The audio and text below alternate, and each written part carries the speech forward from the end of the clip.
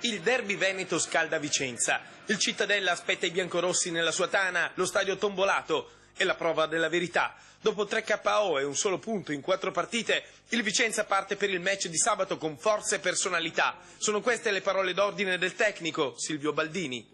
L'importante è che i ragazzi abbiano capito che se si gioca con una certa intensità, se si gioca con il cuore, se si gioca per vincere, il tuo popolo ti accoglie anche come vincitore, anche se hai perso.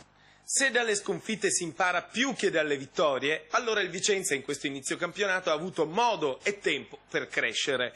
La partita col Torino è il modello da seguire, non per il risultato strappato in extremis dai Granata, ma per il gioco, l'intensità e le occasioni.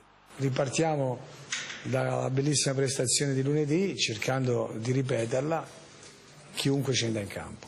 Ed ecco il tasto dolente. Con l'assenza di Alemao il tecnico toscano dovrà ridisegnare la squadra, ma mister Baldini ha le idee chiare. Col Cittadella servono 11 guerrieri e i nomi sono già decisi.